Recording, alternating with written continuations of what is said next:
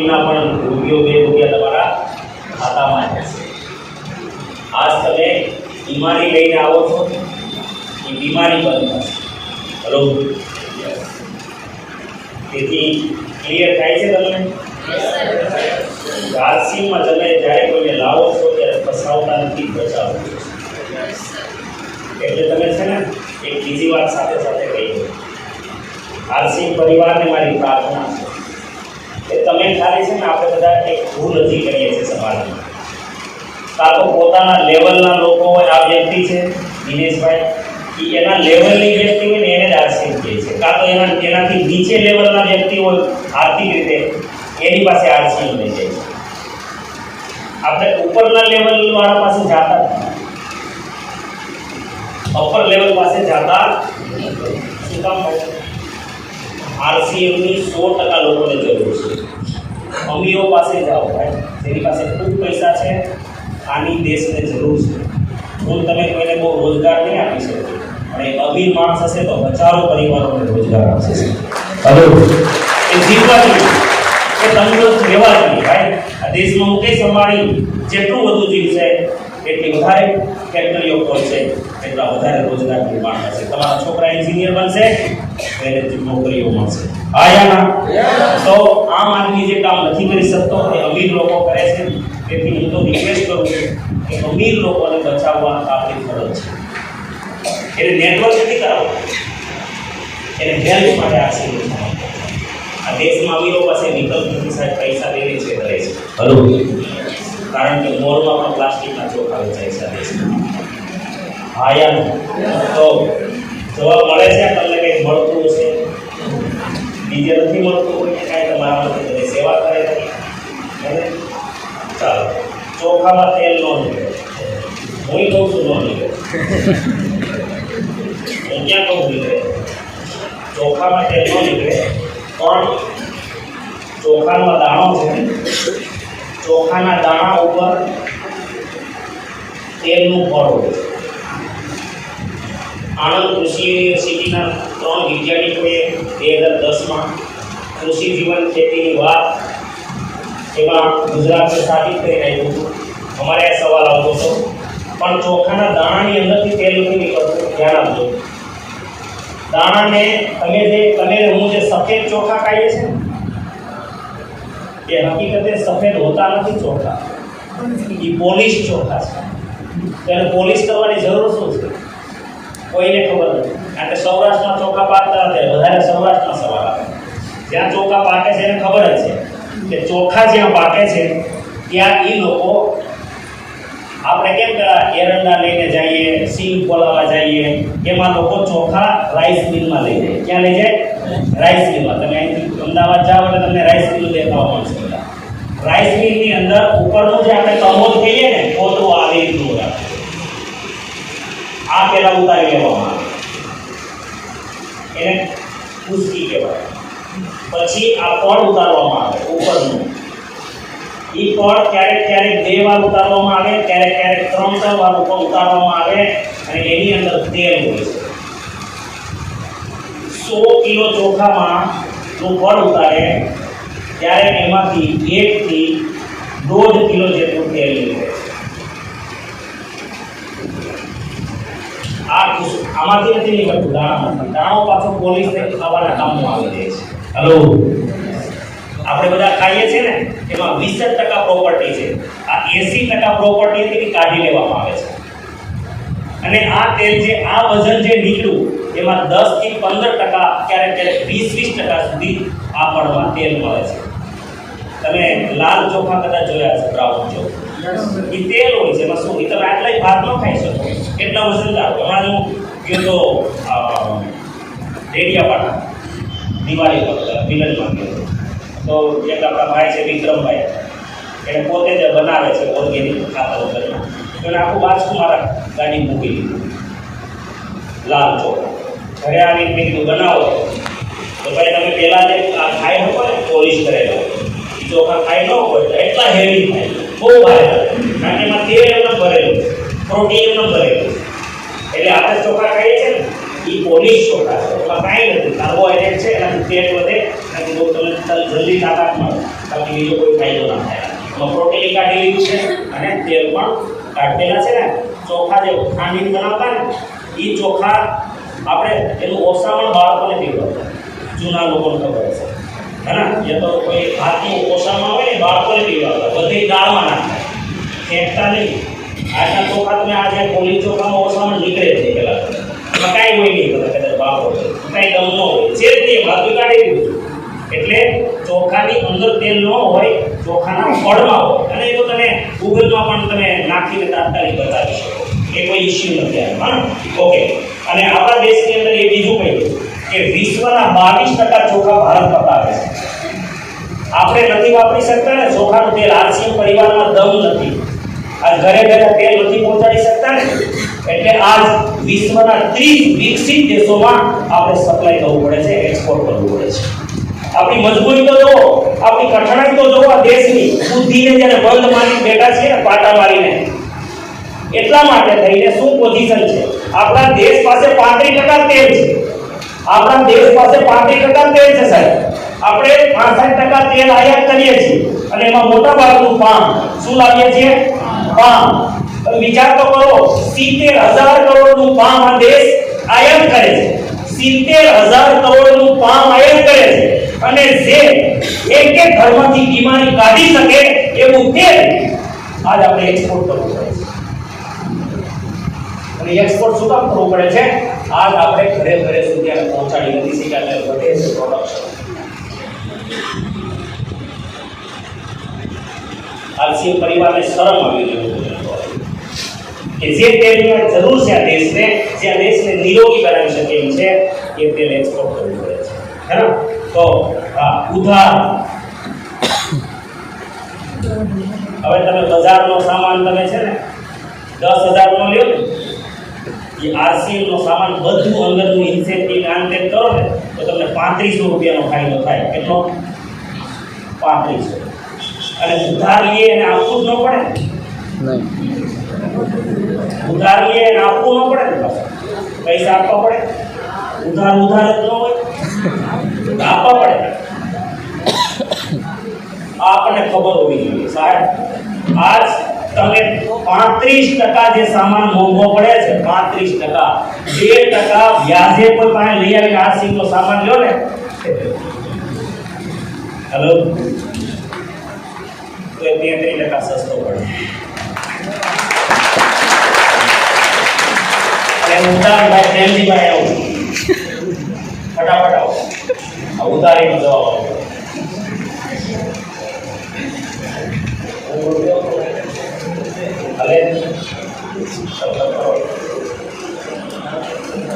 બોલો જલ્દી ફટાફટ. આમ થઈ ગયું.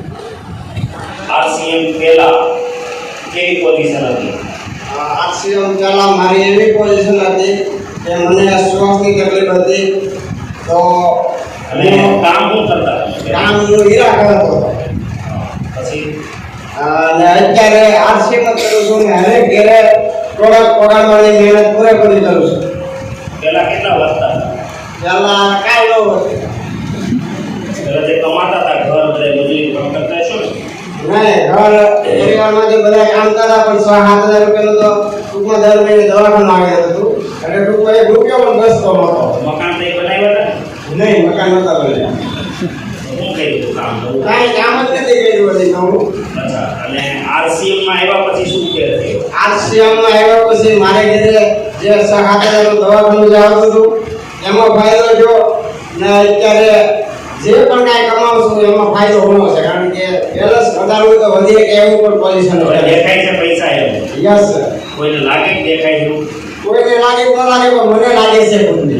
સામે વાળાની લાગવું જોઈએ ને, કઈ બદલાવ આવ્યો. હા, એવું તો બદલાવ, એમ સામે વાળાને તો લાગે જ નહીં બદલાવ આવ્યો. સમજે માણસ મજૂર માણસ વ્યક્તિ. હું દર મહિને બહુ આવું તો પ્રોગ્રામમાં હોય દર મહિને. એક દિવસ અમે બેઠા હતા બપોરે, મેં વાત કરી તો કે મારું જીવન છે ને પહેલાં મારું મજૂરી કામમાં કાંઈ વધતું નહીં, ઉપર કોઈ કરજો ઘર ચલાવવા, અને કાંઈ નહીં, એક ઠીકરું નહોતા મારી શકતા મકાનમાં, કાંઈ નહીં. પણ જો આરસીએમમાં આવ્યા પછી મને એવું લાગે છે કે હું કંઈક કરું છું, હું કંઈક દર મહિને કે કંઈક લેતો જાઉં છું, કંઈક ઘરમાં વસાવતો જાઉં છું સાધન, અને લોકોને એવું લાગે છે કે તારામાં બહુ બદલાવ છે. હવે એને આરસીએમનો સામાન ખાલી લીધો, જો મોંઘો હોત તો ખરાબ થવું જોઈએ ને, પરિસ્થિતિ બગડવી જોઈએ. એનો મતલબ કે આરસીએમના સામાનમાં કોઈ તો બચત થાય છે. હેલો હા યાર, થેન્ક યુ, ધન્યવાદ. ઉધારી બંધ કરી, જો એને શું કહ્યું, ઉધારી બંધ કરી. હા, જોડવા વાળા છે. હા, ગૌરવથી કયો જગતને અમે જોડવા વાળા છે. ગૌરવથી કયો જગતને અમે જોડવા વાળા છીએ. કારણ જોડવું એટલે નેટવર્ક બનાવવું. અમે તોડવા વાળા તો નથી ને. અમે તોડવા વાળા તો નથી ને, અમે જોડવા વાળા છીએ. તમે જોડવા વાળા કેમ કે ખુશ થઈ જાઓ, ખુશ. જગત પૈસા માટે કોઈને તોડે છે, અમે તો લોકોને પૈસા આપીને છોડીએ છીએ. હેલો આયા, અને જોડવાનું નેટવર્ક બનાવવાથી દીવે એને કોણ કહેતું હતું, સભ્યો બનાવવાનું, મેમ્બર બનાવવા એટલે નેટવર્ક ને. અરે ભાઈ એમાં શરમ છે ની ભાઈ, ભગવાનનો ધંધો કર્યો ભગવાને. હે, હું તમને બતાવું. મારા દાદાનું નામ અર્જણ બાપા, એનું નેટવર્ક થયું વૈશ્રામભાઈ, ઉષાભાઈ, રવજીભાઈનું નેટવર્ક પાછું દિનેશભાઈ, અરવિંદભાઈ અને લાલજીભાઈ. દિનેશભાઈનું નેટવર્ક બે બેબી છે, આરજુ છે, આસ્થા છે. અરવિંદભાઈ ને સચિન છે અને હિતાક્ષી છે. લાલજીભાઈ ને તરો છે.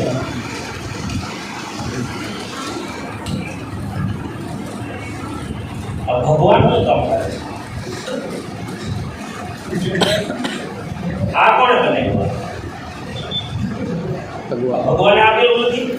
યસ, આ ભગવાને નથી આપ્યું. જેમાં રવજીભાઈનું નેટવર્ક છે, ભૂસાભાઈનું નેટવર્ક છે, વજુભાઈ, મગનભાઈ, એને પાછા બે છોકરા છે. એવી રીતે વસરામભાઈ 3 છોકરા છે, એનું પાછું નેટવર્ક છે. હેલો, નેટવર્ક બનાવવું હોય તો ભગવાનનું કામ છે. એની વિરુદ્ધમાં જવાય કે એની દિશામાં જવાય? દિશામાં. હેલો આયા ના, હું નેચરલ વાત કરું છું તમને. જીવનમાં સફળતા જોતી હોય તો ભગવાન કે સામે પાણી ન હલાય, પાણી દિશામાં જવાય. અને આ રિલાયન્સ શું કામ અમીર છે? કારણ કે રિલાયન્સ નું નેટવર્ક મોટું છે. ટાટા શું કામ અમીર છે? ટાટા નું નેટવર્ક મોટું છે. આ વોડાફોન શું કામ ઓછું કમાય છે જીઓ કરતા? કારણ કે જીઓ નું નેટવર્ક. આ જગતમાં તમે તમારું નેટવર્ક, અરે આરસીએમ નો ઉતારવાનો વગર પૈસે તમને નેટવર્ક બનાવવાનો મોકો આપ્યો છે. પેલા લોકો તો અબજો રૂપિયા લગાવીને નેટવર્ક બનાવવું પડે છે. અને બીજી વાત, તમે જો પોતાનું નેટવર્ક નહીં બનાવો જીવનમાં, તો તમારે બીજાના નેટવર્ક મોટા કરવા તૈયાર રહેવું પડશે. યસ, હા યાર, યસ. કાલે સવારે જીઓ વાળા આરસીએમ સાથે આવી જશે. કાલે જીઓ વાળા પણ આરસીએમ સાથે આવશે, મોબાઈલ વાળા આરસીએમ સાથે આવશે. એ દિવસે જીઓ નું નેટવર્ક એ તમારું હશે. યસ.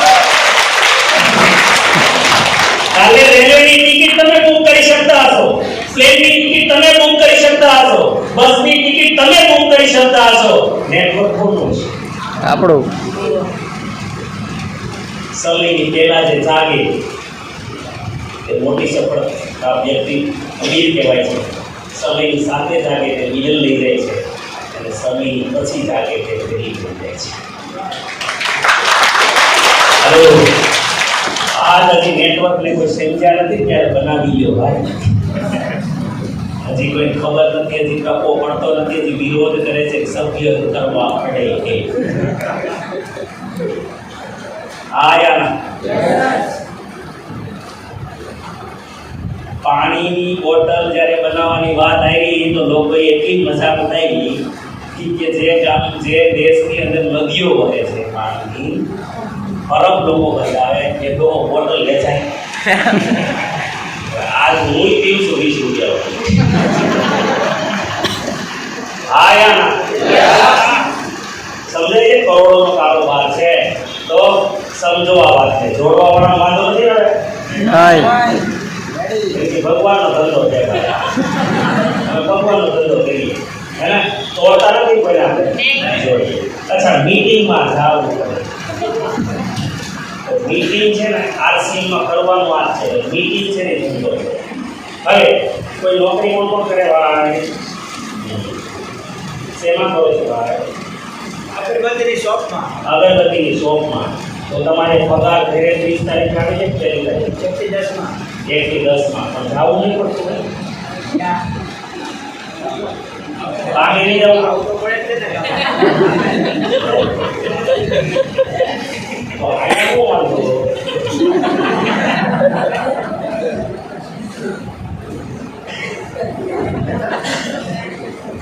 જાવું જ પડે સમજી જાઓ અહીંયા શું કામ જવું પડે એ કહું તમને સાહેબ આને કેટલું ગૌરવથી જવું જોઈએ ચાહે દિલ્હી મીટિંગ હોય ચાહે ભીલવાડા હોય ચાહે ભાવનગરમાં હોય ચાહે સોમનાથમાં હોય ચાહે અમદાવાદમાં હોય સુરતમાં હોય જ્યાં હોય ત્યાં શું કામ જવું જોઈએ સેફ શરીરમાં હાડ પિંજર હોય તો શરીર ઊભું રહી શકે અને હાડ પિંજર હોય શ્વાસ ન હોય તો પણ શરીર ઊભું ના રહે હાડ પિંજર આ સિસ્ટમની વ્યવસ્થા છે સામાન ક્યાં છે જેટલી એ દુકાનો છે એ હાડ પિંજર છે આ સિસ્ટમનું અને જે પ્રોગ્રામ છે એ શ્વાસ છે આ સિસ્ટમ